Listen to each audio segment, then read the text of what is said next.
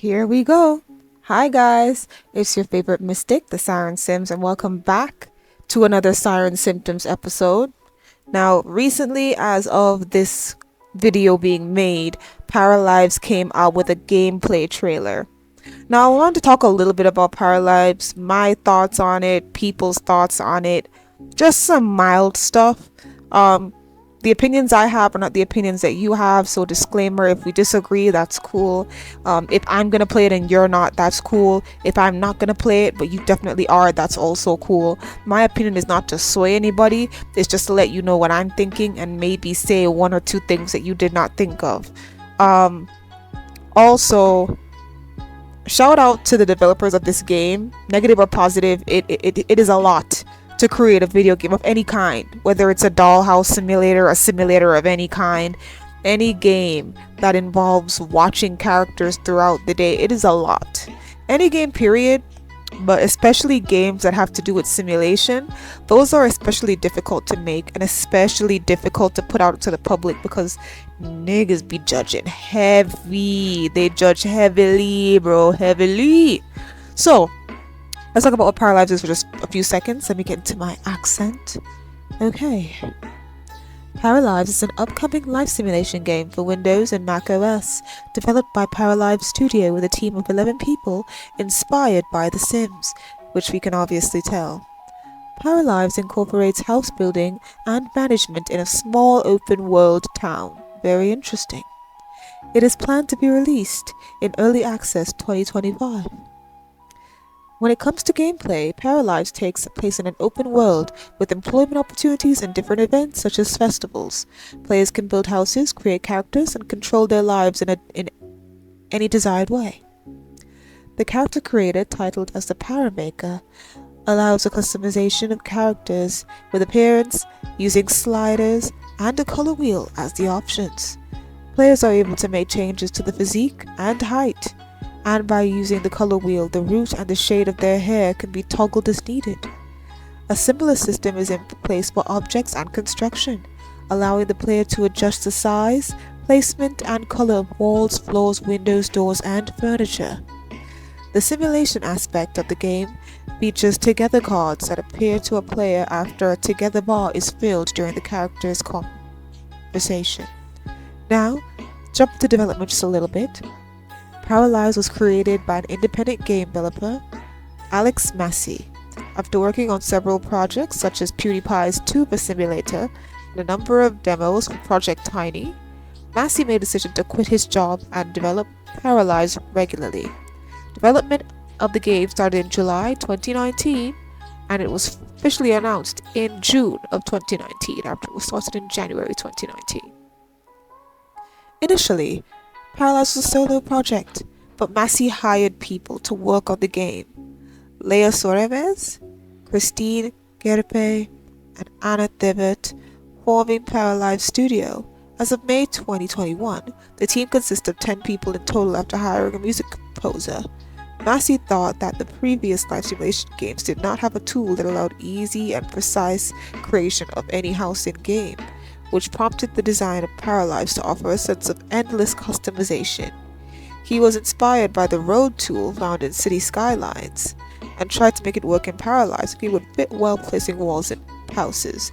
The developers also incorporate techniques of procedural animation, which involves automatic reactions based on previously created animations, to avoid the need of animating every situation possible and save some developing time.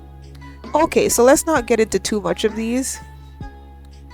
One thing that is good to note though is that they won an award, the 2020 Canadian Game Developers Award for Most Anticipated Canadian Game. That's like, y'all was really running it up so much that they won an award. Like, what? So, when I first heard about Paralives, I was not impressed, and let me explain why. When I was a kid, I played games that looked like Paralives all the time. I did alpha looking games and more cartoony looking games. I didn't have an issue with either or. But as I get older, especially if I'm going to play money, there's a difference between like playing an online game that's like being paid for by the PC website and you just have to like click through ads to get to the game, to like a game that you have to pay for and pay to maintain and do all the research yourself to fix if anything is wrong, like when it comes to a game like that, I would rather, I'm not saying it's a must for everybody, but I would rather play something a little bit more realistic, or something a little bit more alpha. I know that that can read as uncanny valley to some people, but I just don't see it that way. I just see it as me preferring a certain art style. This art style is very much, I drew it and it's a little bit 3D-ish, which is not a problem. They're cute, they're not ugly, it's just, it didn't speak to me. The look of it didn't say, ooh, I want to play this. But it might just be that when it comes to 2D designs like this, and it's not completely 2D, there's a slight 3D aspect to it. Like for example, they're trying to remake the Barbie girl world. That's been going on for like 2-3 years now, and I'm actually excited to play it because I have nostalgia playing that game. You had to pay to get certain things in that game, so I never got to play it the whole way.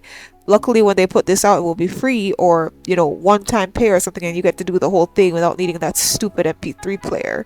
I can probably find some video of it to show you on the screen as I'm talking. But yeah, the Barbie girl world game, I had a real thing for like what's the word for it, I had a real thing for like world games where you could go around the world. I've always been an open world girl, that is what it is, right? I used to play a lot of RPGs and stuff where you had to go around and do quests. I was not necessarily very good at them, but I liked playing them. Even if I would fail, it's still something that I could do after school, after I finished my homework. I used to play Nicktropolis. Bro. I used to play Free Realm. I played RuneScape. I played a lot of different types of RPGs and different types of worlds. Obviously, I played Pop Tropica. I played Club Penguin. I even played the Pirates of the Caribbean game that was on Disney Channel, the live action one. It was a lot. But that's just to let you guys know I'm not new to this like role play game, simulation game, dollhouse simulator. I was on girlgames.com. I used to play all the dressed up games and all that stuff. And so when I finally got to get The Sims 3, it was like everything I ever liked about the games that I ever played put in one place, and that's why it's my favorite game in the franchise. The first Sims game I ever tried was Sims 2. But however, I have a lot of Mandela effect when it comes to that. It looked and felt and read a certain way, probably because I only played it for a very short amount of time at the time, but the way I remember it is not exactly how it was, which is very funny. But yeah, The Sims 3 was the game that I actually got to own, not the game that I played first, and I loved it because it incorporated open world that I was very used to and I liked a lot. It incorporated the dollhouse thing where you could dress up everything and make it look however you wanted.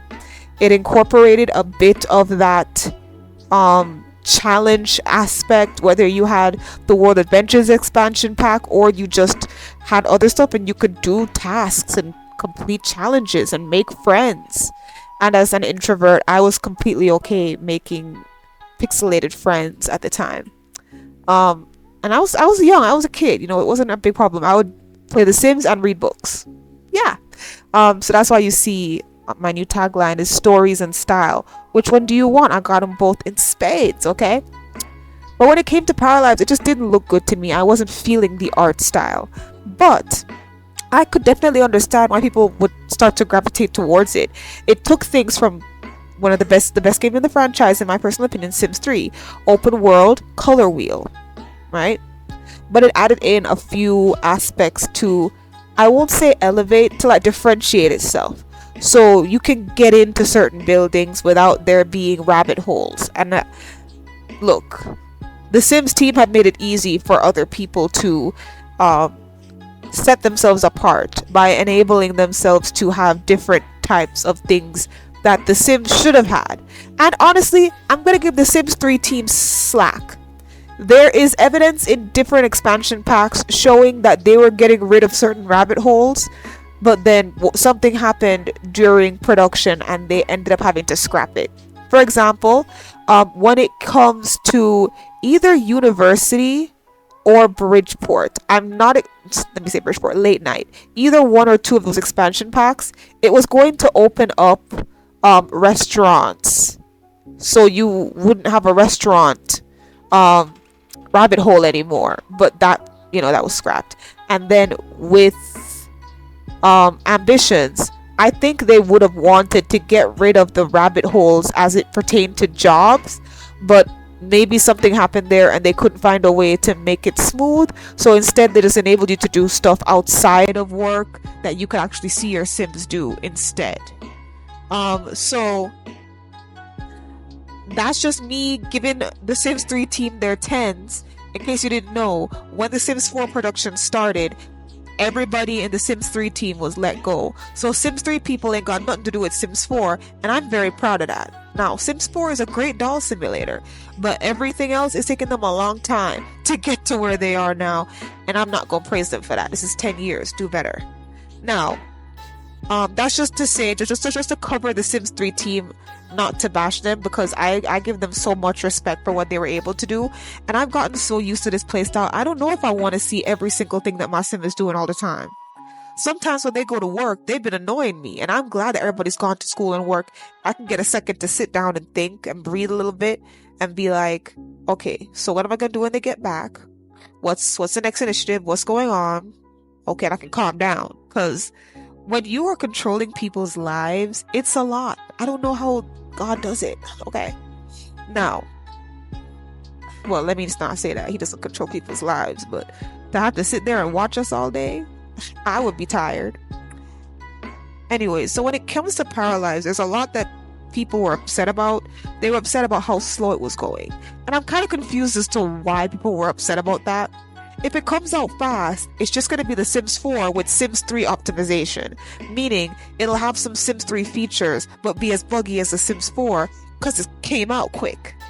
So, y'all should be glad that they retracted some things, redacted some others, and they decided to shut down for 2 years and not tell y'all nothing and slowly come back with updates. I think that was the best move. I think one thing that did kind of rub me the wrong way about it, apart from the art style, was the Parley. The video showing the Parley initially was kind of cute, but seeing it in the gameplay trailer, I was like, oof, it feels like it's trying to be Simlish and it's not. And this is not them. I'm almost certain if I were to play the game, I would get used to it. Something you have to get used to. You have to get used to people talking gibberish in your ear. But I don't know. It just kind of hit me. It was just like, oof. That's Parley, huh? Maybe it's just the way the girl's voice sounded that didn't necessarily fit it to me. But, it is what it is. Maybe because Simlish, I don't know how long they spent making the Simlish. I'd have to look it up. But it sounds like an actual language. Maybe that's the difference for me. Now, let's talk about the gameplay trailer a little bit. I liked it. I liked one thing I didn't like was the point system. It's a little confusing. I feel like if you want to be a cozy game simulator, I understand the idea of the points, but I'm like, do you have to pay for points? Do you keep just playing with them and they gain points? Is it like lifetime points? I'm trying to figure out what that's about a little bit, because I'm kind of worried about that, just a tiny bit. You guys can correct me down below about that if you know anything about that at all. But I like the idea that, hey, you're not qualified for this position or that position, but you are qualified for entry level. That's great. The idea that she could talk to the guy, because she had a certain level of music skill, he was able to vouch for her and get her a job as a music teacher. That's really cool. That's a lot of interactivity, and I like that. I love the house decorating, honestly. If I am to buy that game, it'll just be to decorate the rooms. That would be really fun for me. I feel like if I was to play Paralives, it wouldn't be the way that I play The Sims 3. I'd literally just do cozy blog type stuff with just music and no words. And maybe you just hear them speaking Parley. I wouldn't really be saying anything. I'd just be playing it to show y'all. I'd chop it up, make it cute. I make everything cute, but I don't love how they look. But I don't hate it anymore. I feel like it's grown on me. The look has grown on me. I don't necessarily like the UI either. It's very circa 2007 online video game-ish, which is an aesthetic. I think they're trying to go for an aesthetic, so more power to them. I'm just not necessarily feeling that aesthetic. It makes it feel like it's a free game instead of a game that you're going to be paying for. However, they did throw a lot of shade. They said no paid DLC. You pay for it once and that's it. We're gonna give you free updates, free expansion pack. I said, really? What I'm trying to figure out, right? Because everybody's not gonna pay for that Patreon. A few people might. Like, they might buy the game and think it's so great they want to give y'all some money every month. How are y'all gonna fund the free expansion packs? If I was y'all, I would try to put everything I could into the base game just so they got a good chunk. That way expansion packs wouldn't be needed, they would be extra. So, for example, let's say there's already like a dance career. If there is, I don't know. I'm just saying something out of my side of my neck. Let's say there's a dance career and you want to add more to that. You can add more in an expansion pack, like a hobby expansion pack or something.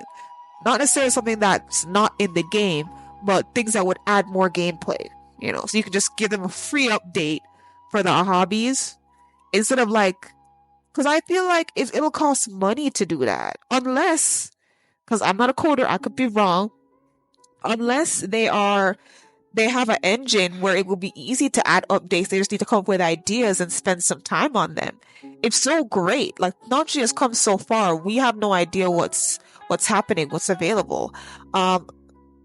So I think it looks good. I really liked the house stuff, like having to deal with the house. It was great. However, this game is inspired by The Sims, and you can see that it's inspired by The Sims. So part of me will always just be like, you trying to be The Sims, I think the title of this video might be, will Paralives be better than The Sims 4? Because it's not better than The Sims 3 at this point in time that I'm seeing. Having a little bit less rabbit holes doesn't make it better than The Sims 3, in my personal opinion. It makes it a contender for better than The Sims 4, but it doesn't make it better than The Sims 3. You gotta work a little bit harder. I think it will be better than The Sims 4. Just personally, only because I feel like they're gonna try a lot harder to be better than The Sims 4 in the way that The Sims 4 is lacking. And one thing The Sims 4 is lacking, because I'm not gonna get on the game, I'm gonna get on the people. Sometimes the people do not respond to the people who are paying them money fast enough. They don't come with the right solutions. They don't come with the right answers. I feel like Paralives is definitely going to learn from that. Will learn from that mistake, and they'll make sure to optimize customer service, optimize bug fixes, optimize patches. I feel like that in that way they'll be better. They have a color wheel, so that already gives them a good 30-40 points up. Okay, 30-40 percentile. All right. They already have a height slider that kind of puts it some points up against almost all the Sims games, because now you can have people of different heights. Like, that's never been a thing. Like, yeah, there are mods to do that in every game. Okay, there are mods, but it's never been like a base game thing. So they're already gonna do that. They might have base game weather if they do, because they're gonna have festivals. So it looks like a lot of things that are normally expansion packs are gonna be base game in this thing, and that will put it a leg up against The Sims 4. So I think it will be better than The Sims 4. This is my personal opinion. I think it will be better than The Sims 4. I feel like some people will not leave The Sims 4 because they might prefer The Sims 4 aesthetic. But in terms of feature for feature, it'll be better in my personal opinion. I could end up being wrong though. Who knows? Just a little short opinionated video, a little bit of facts, a little bit of opinion, a little bit of tea. I hope you guys enjoy. I'll be making a video about Life by You once they put out something substantial that I can actually give my thoughts out on. But just to leave you with this, I am a Sims 3 and 2 girly. Sims 3 specifically, Sims 2 coming. Okay? And I really hope that the new people that come in don't necessarily try to be better than The Sims. That they try to, pave their own way. You can be inspired, but always try to do your own thing, or you're never gonna make it the whole way. Never gonna make it the whole way. And it might take longer to get up off the ground if you're not copying force by force other people's stuff, but I see what Paralives is doing, and even though it wasn't my style, right? It set them apart and it made them like a cute little lo-fi little thing that everybody wants to jump on now. And so they did something that even though some people were like, I'm some people. Even me, I'm just like, you know what? I could get over that, or I could get used to this. This is actually kind of cute in hindsight, you know? So that's why being yourself is such a very good thing. Being different authentically, not forcing being different. Being different authentically is such a good thing because you're going to get people that gravitate towards you, and you can even change people's minds unintentionally, like mine was changed. So I'm excited. The girls are fighting. New simulation games are coming out, and I might play it on the channel. Maybe. We'll see. We'll see. Obviously, I'm more of a Life by You girly only because of the graphics. I hope they change the way the Sims look though, because that's horrific. However, you might need a NASA computer to play that thing. So, you know what? It looks like Paralives, the little 2D cartoony look might be easier on computers. So, I'll definitely try it out. Would you guys play? Let me know what you guys thought, good and bad, please, because I barely hear anybody saying anything bad about the actual game. They just talk about, like, production and how slow that is. I want to hear actual critique. Okay? Anyways, thank you guys so much for watching. Please do enjoy the rest of your day. And goodbye, my sires. See you in another episode of Simtoms. Susu!